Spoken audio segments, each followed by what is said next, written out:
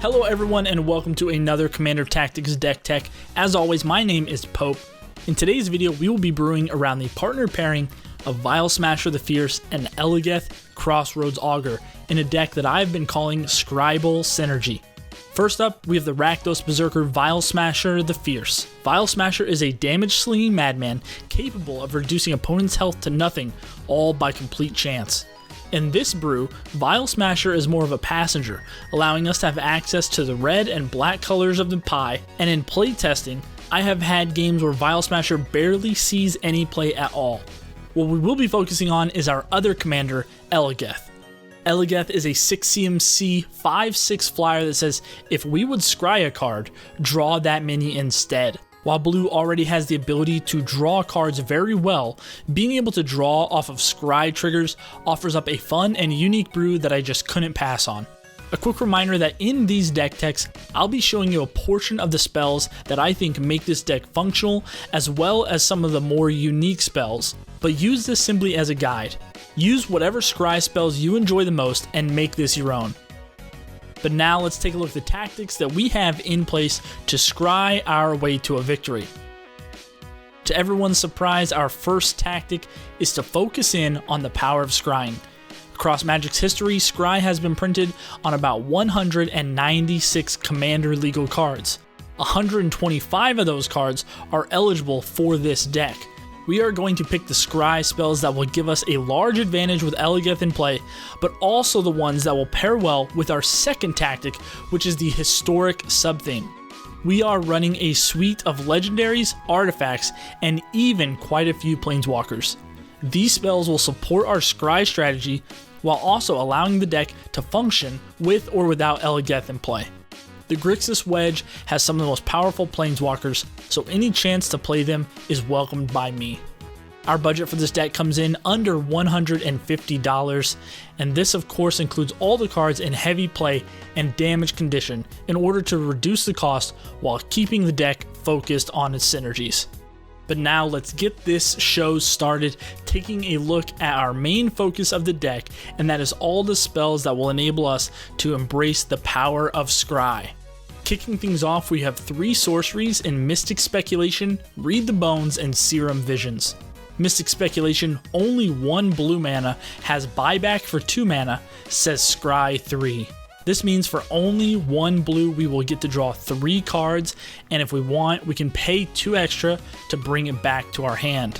Then we have Read the Bones for 3 mana. We're going to scry 2, which will be draw 2 with Eligeth, then draw 2 additional cards and lose 2 life. So this is pay 3 mana, draw 4, lose 2 life.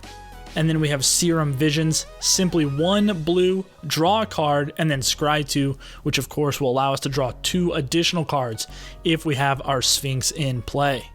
Moving right along, we have 3 instances that we will also be running in Magma Jet, Dissolve, and Opt. Magma Jet, 1 and a red. This instant will allow us to deal 2 damage to any target, and as an upside, we will get to scry 2. While Magma Jet definitely isn't the most efficient card, I love cards like this that don't have a home in many other commander decks that can let us ping down small creatures while also getting to draw some cards in the process. Then we have Dissolve, 1 blue, counter any target spell, and we'll get to draw a card if we have our commander in play. And then lastly, we have Opt, scry 1 and then draw a card, allowing us to draw 2 cards at instant speed for only a single mana. One of my favorite things about these low cost instants and sorcery spells is that early game, even without our commander, they're going to enable us to either draw or dig, and we get to scry, so we'll never be missing land drops, and they can really ensure we get to that late game at the right pace. Next up, we have 3 of my favorite scry creatures in Stormcaller of Keranos, Cryptic Annelid, and Augury Owl. Stormcaller of Keranos, 2 and a red, has haste, so if we want to swing in with it the moment it comes down, we can do that, but it also has for 1 and a blue, we get to scry.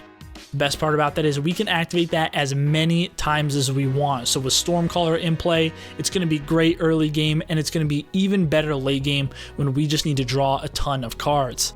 And then we have everyone's favorite worm beast, and that is Cryptic Annelid. This creature costing 3 and a blue says whenever it ETBs, we scry 1, we then scry 2, and then we scry 3 more. Early game, we're going to get to dig way deep with this guy. If we can blink him, we can get that effect multiple times. But with Eligeth in play, this is a 4-cost draw 6 creature that is recurable, and that is an effect that I think is just so awesome in this deck.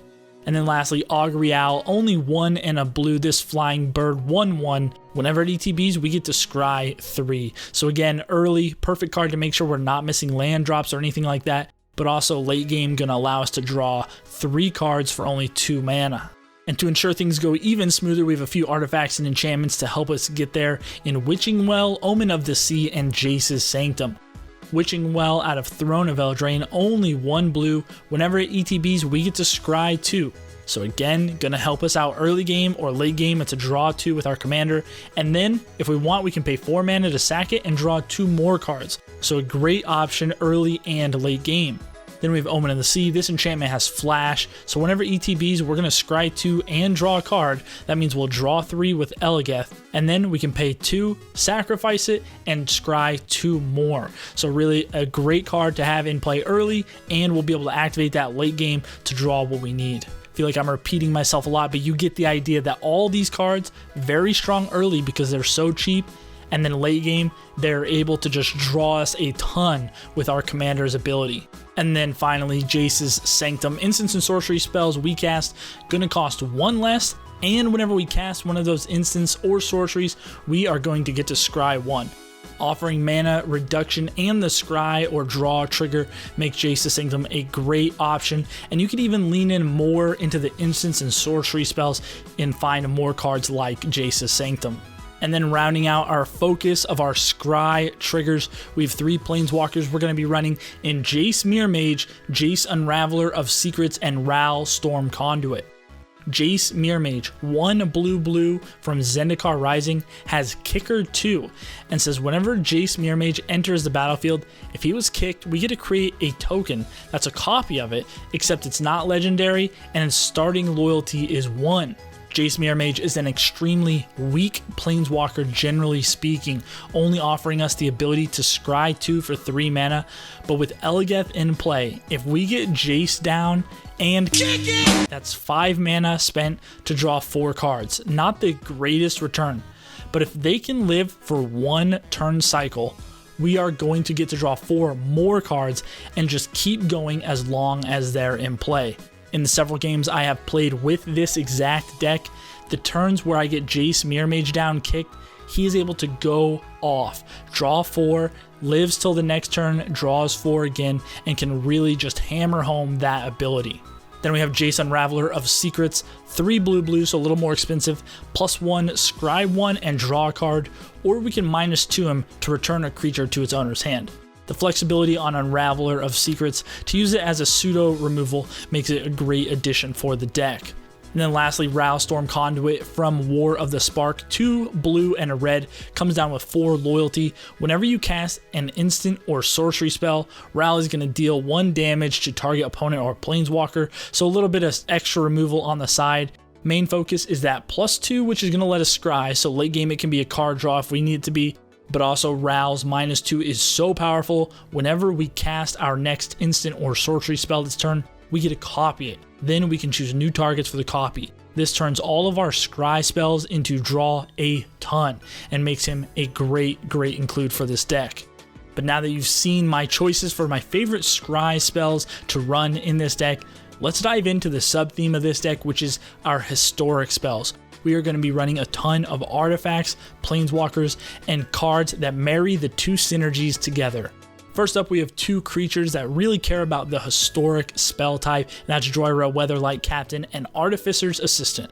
Jhoira, Weatherlight Captain, 2 blue-red. We all know the legendary creature, Human Artificer. Whenever we cast a historic spell, we get to draw a card. With all the legendaries and artifacts we have in play, Jhoira is going to definitely help us draw a lot of cards. And then Artificer's Assistant, 1 blue. Whenever we cast a historic spell, we're going to get to scry 1. Early game, a great way to dig and find what we need, but also late game, for every legendary and artifact that we cast, we're going to get to draw 1 thanks to Eligeth. Then we have a few permanents that care about non-creature spells in Burning Prophet, Flux Channeler, and Saheeli Sublime Artificer. Burning Prophet, 1 and a red. What other deck are you going to see this played? Burning Prophet says whenever you cast a non-creature spell, Burning Prophet gets to get +1/+0 until end of turn, and then we're going to get to Scry 1. Again, early game, this is a great creature to have in play, offers you a body with great defense, it offers you the ability to dig for whatever you need. I can't speak highly enough about Burning Prophet in conjunction with all this deck's great synergies. Then we have Flux Channeler, 2 and a blue. Whenever we cast a non-creature spell, we're going to get to Proliferate. Again, this deck has a ton of great Planeswalkers, which you are about to see, and Flux Channeler is definitely going to help us reach that ultimate status on some of them. And then we have Saheeli Sublime Artificer. This 3 CMC Planeswalker comes down with 5 loyalty and says whenever you cast a non-creature spell, you're going to get to create a 1/1 colorless servo artifact creature token.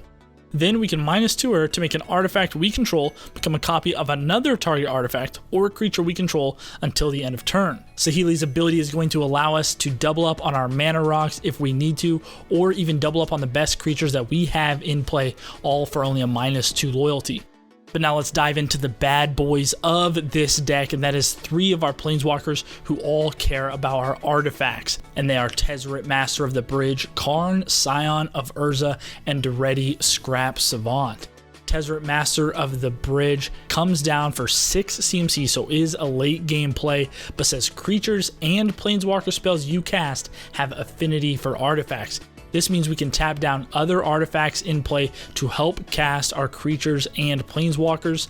His +2 is going to allow us to deal X damage to each opponent, where X is the number of artifacts we control. We also then gain X life. His -3 is going to allow us to return any artifact from the graveyard to our hand, and his -8, if we can get there, we're going to exile the top 10 cards of our library and put all artifact cards from them into play. While his -8 is extremely appealing, that +2 to be able to shoot down all of our opponents at once, and his static ability allowing us to cast Planeswalkers and creatures with our artifacts makes him an awesome card in this deck. Then we have Karn, Scion of Urza, 4 CMC coming down with 5 loyalty. +1, we're going to reveal the top 2 cards of our library. We're going to pick an opponent, they're going to put 1 in our hand and 1 into exile. Then we can -1 him to bring one of those cards from exile back to our hand, or if we want, we can -2 to create a construct token that gets +1/+1 for each artifact we control. Karn can be used politically. If we're behind and we need to find an answer, we can pick an opponent to help us by flipping the top 2 and they give us the one we need, or if we want, we can just -2 him to create these constructs and get really big tokens into play. And then lastly, Daretti, Scrap Savant, reprinted in Mystery Booster, so extremely cheap. For only 4 mana, he's going to come down with 3 loyalty. We can +2 him to discard up to 2 cards and draw that many cards, or we can -2 him, sacrifice any artifact we have in play, and then bring any artifact from our graveyard back to the battlefield. This -2 ability is extremely powerful. If we were able to pitch a high-powered artifact early, we can bring it right back into play and still have Daretti around with 1 loyalty. Then his -10 ultimate says you get an emblem with whenever an artifact is put into your graveyard from the battlefield, you get to return that card to the battlefield at the beginning of the next end step. That -10, kind of a pipe dream, but with all the Proliferate, you just might be able to get there.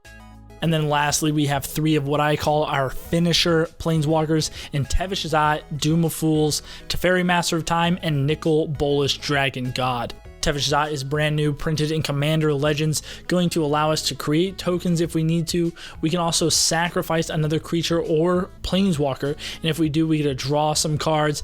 But really, what we're really gunning for is that -10.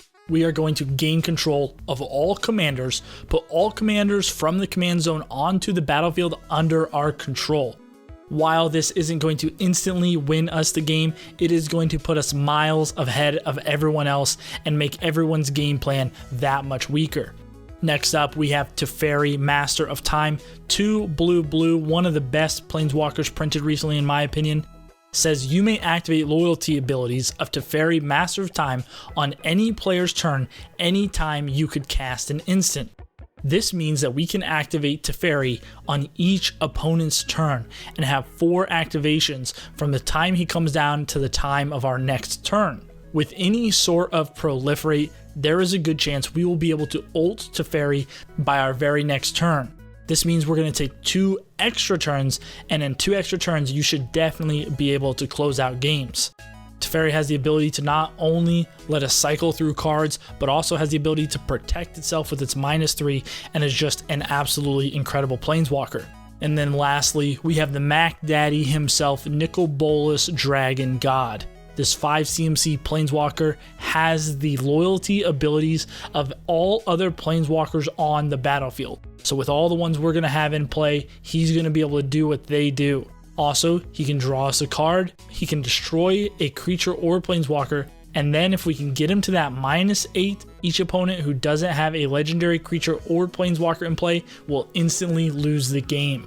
It's as simple as casting Nicol Bolas, cast Deep Glow Skate, win the game on the spot. Nicol Bolas is the man, and he has the ability to just absolutely do crazy things. And then lastly, I want to talk about 3 other spells that are really just going to help push this deck over the edge, and that is Oath of Jace, Inexorable Tide, and Honor Worn Shaku. Oath of Jace is a bomb in this deck. Whenever it ETBs, we're going to draw 3 and discard 2, so it replaces itself. Then at the beginning of our upkeep, we get to scry X, where X is the number of planeswalkers that we control. We're usually going to have 2 to 3 planeswalkers in play with this deck, and with Eligeth, that means we're getting to draw an additional 2 to 3 cards every turn. Then we have Inexorable Tide. This enchantment says whenever you cast a spell, that's any spell, you get to proliferate. So with our planeswalkers in play, if we have this down, you can bet we're going to be ulting planeswalkers left and right. And then the very last card that I think is just unbelievable in this deck, and that is Honor Worn Shaku. For 3 mana, we get a mana rock that simply taps for 1 colorless mana. But we can tap an untapped legendary permanent to untap this mana rock. This means we can be tapping down our planeswalkers to generate a mana with Worn Shaku in play. We can tap down our Oath of Jace, it's a legendary enchantment. All of the legendaries we have are going to help us generate all the extra mana we need to close out games. But now that we've seen the ins and outs of this deck, let's take a look at what is inside the 99 and break it all down. With Scry being the main focus of this deck, we do want to make sure we are looking at 20 to 25 spells all going to work around that synergy, and for this build I've got 26 in here. For our sub-theme of the historic spells that work so well, we've got 22 spells going to work off of that. We've got 11 ramp spells in the deck, almost all mana rocks since we're not in green. Our card draw in this deck looks about 10 to 11 spells, but with Eligeth, we can turn up to 28 of the spells in this deck into card draw, thanks to changing it from scry to draw. And the power level of this deck I put at a true 7. This deck is fun to play, it is fast, it is going to be able to find the answers that we need quickly and just churn out cards left and right. If you're considering building Eligeth, I would absolutely say consider a different sub-theme if planeswalkers aren't your cup of tea. Instants and sorceries work just as well. Get in those goblin electromancers, get in those mana reducers, copy them up. You are going to be able to do all sorts of crazy things, and you can take this deck in many different directions. And one of the best parts about it, again, is that because these are all offbeat spells, you are going to be able to build this deck for exceptionally cheap compared to some of the other new brews out there. But hey, that does bring us to the conclusion, guys. What do you think of this Grixis partner pairing? I like to call it Scrybal Synergy. I like to call him Scryal Smasher, whatever you want to call it. What do you think? If I missed some of your favorite Scry spells, let me know down in the comments below, or maybe there's someone better than Vial Smasher entirely. I love the Grixis wedge, so I had to go this route, and of course I'm a big fan of Planeswalkers, so that is my secondary theme that works very, very well. If you're new to the channel, hey, thanks for checking out this video, guys. Make sure you hit that like button, hit that subscribe button to let us know you're enjoying what's going on.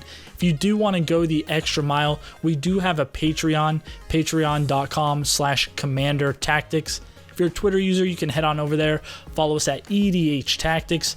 Thanks so much for watching, guys. Stay safe, stay healthy, and we'll be seeing you for the next one.